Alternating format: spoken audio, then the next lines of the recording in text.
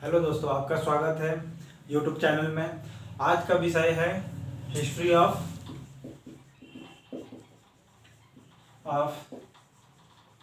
Grand trunk road. ठीक है, आज का विषय है ग्रैंड ट्रंक रोड के बारे में बताने जा रहा हूँ। ग्रैंड ट्रंक रोड का निर्माण किसने करवाया था दोस्तों? तो ग्रैंड ट्रंक रोड का निर्माण शेरशाह ने करवाया था। ओके, ग्रैंड ट्रंक का रोड का निर्माण शेरशाह ने करवाया था। इसकी लंबाई का कितना है दोस्तों? तो 25,000 किलोमीटर, 2500 किलोमीटर, सॉरी 25,000 का दिया था दोस्तों। 2500 किलोमीटर है लंबाई। ओके, फिर ये 4 देशों से अटैच है, जुड़ा हुआ कितना है, यानी इंटरनेशनल, अंतर्देशीय कह सकते हैं, अंतर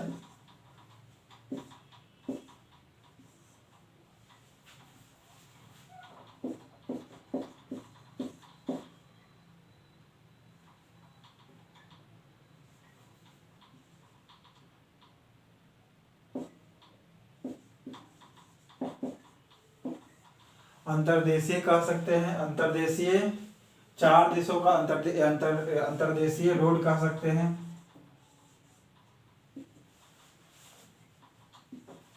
ठीक है, 4 देशों का अंतर्राष्ट्रीय देश मतलब रोड कह सकते हैं। ये 4 देश कौन कौन है? पहला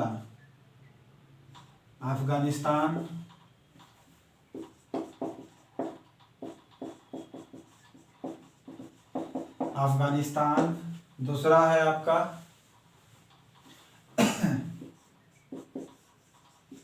पाकिस्तान, तीसरा जानते होंगे इंडिया, और चौथा बांग्लादेश। इतना लंबाई इसका था, ग्रैंड ट्रंक रोड की लंबाई यानी 2500 किलोमीटर। ओके, इंडिया पाकिस्तान, मतलब अफगानिस्तान, पाकिस्तान, इंडिया, बांग्लादेश हो गया। इसको आप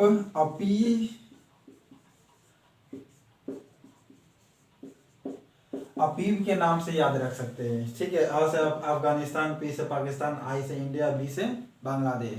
ठीक है, ये शॉर्ट फॉर्म में इसको याद रख सकते हैं। ये ग्रैंड ट्रंक का अति रोड है। के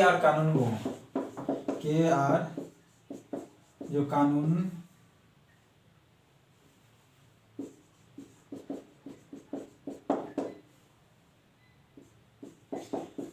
कानूनगो जो था, ये क्या था दोस्तों कि जो शेरशाह ने निर्माण किया था ना, किसने करवाया था? शेरशाह ने निर्माण करवाया था।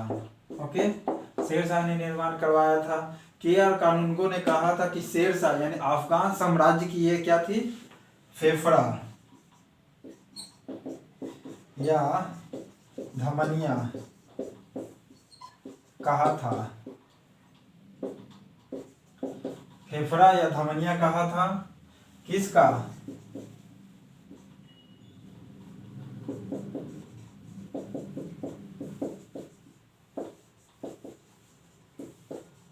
अफगान साम्राज्य की। ओके, ये द्वितीय अफगानी साम्राज्य की स्टैब्लिश किया था दोस्तों। ठीक है, भारत में अगर पूछे कि ग्रैंड ट्रंक की लंबाई कितनी है तो लिखिएगा भारत में। ठीक है, भारत में अमृतसर से कोलकाता तक इसकी लंबाई है। भारत में अमृतसर से कोलकाता में है। 4 देश की लंबाई है, जो कहा? अफगानिस्तान से पाकिस्तान, इंडिया और बांग्लादेश में। बांग्लादेश के चिटगांव तक है, चिटगांव तक है इसकी लंबाई। ठीक है, ये ग्रैंड ट्रंक की ब्रीफिंग हिस्ट्री है। ये मतलब कि क्या नाम हो गया इसे? अमृतसर से कोलकाता हो गया। ठीक है, इंटरनेशनल रोड है, इसको कहा जाता है। और ये कोलकाता, ये वर्ल्ड में अगर बात किया जाए तो ये 4 देशों से जुड़ा हुआ है। ओके, कि और इस धमनिया कहा था, ये सासाराम है। शेरशाह का जो मकबरा है, शेरशाह का मकबरा, शेरशाह का मकबरा, एक ग्रांड ट्रंक का हिस्ट्री भी कह सकते हैं, या फिर शेरशाह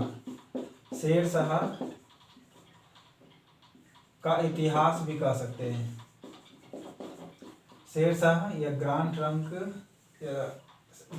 या शेरशाह का इतिहास भी कह सकते हैं। शेरशाह का मकबरा कहाँ है दोस्तों? सहसा राम में, जिसका या सहस राम भी कहा जाता है, सहस राम।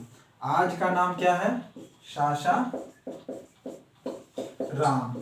कहाँ है ये? बिहार में, ठीक है। और ये एक मतलब पानी के बीच में है, ये पानी के बीच में है इसका मकबरा दोस्तों, ठीक है।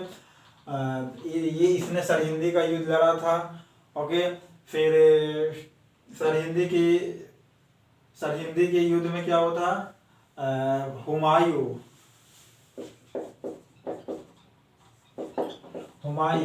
और शेरशाह के बीच में युद्ध होता है। जो विजेता होता है शेरशाह, और अफगान साम्राज्य का नींव रखता है। ये सेकेंड अफगान साम्राज्य की नींव रखता है, ओके। इसके समय में सड़क सराय बहुत ही इंपॉर्टेंट था। सड़क सराय जो था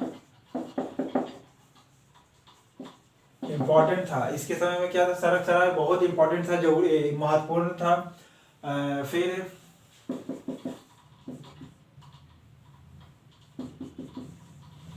इसके समय इसका जो प्रशासन था, एडमिनिस्ट्रेशन डिपार्टमेंट, ठीक है, प्रशासनिक व्यवस्था,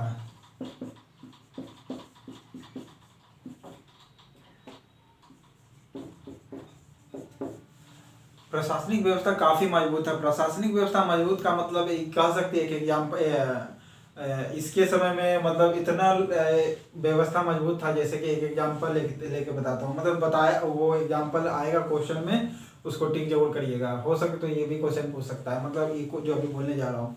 इसमें बोलता है कि जो एक बुढ़िया है जो मरने के कगार पर है, सोना लेकर के बेचने निकल पड़ी। जैसे सब्जी लेके निकलता है ना, उसी प्रकार सोना लेके निकल पड़ा।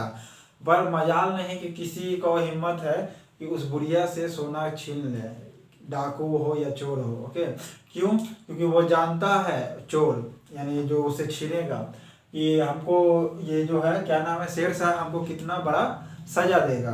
तो आप समझ सकते हैं कि इसके बोली से ही पता चल जाता है कि ये कितना इसका एडमिनिस्ट्रेशन डिपार्टमेंट मजबूत था, ओके।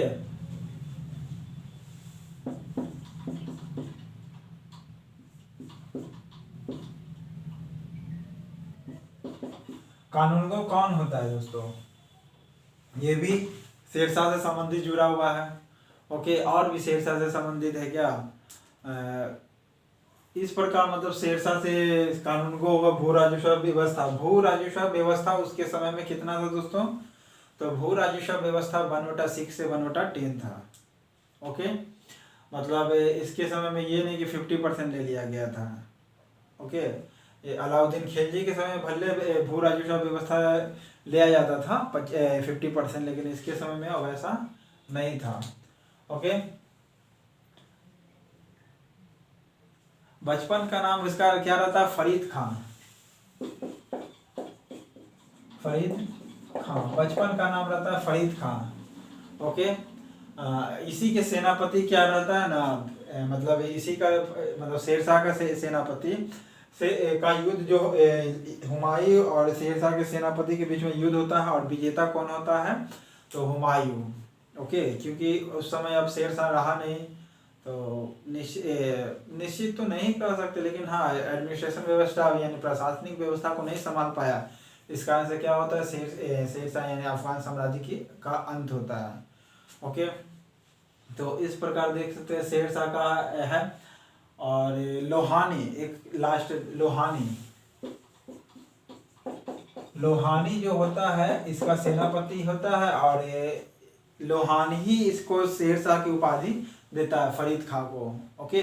पहले इसका पिताजी जागीर था। क्या थे? जागीर थे। कहाँ का? सासाराम का। इसीलिए जब ये बड़ा होता है तो अफगान साम्राज्य की नींव रखता है। तो इस प्रकार है आपका शेरशाह से संबंधित इतिहास या ग्रांड ट्रंक का इतिहास, ओके। अगर चैनल पसंद आया तो ये मतलब ये समझ आ गया होगा, और चैनल पसंद आया तो लाइक करें दोस्तों, सब्सक्राइब करें। Thank you.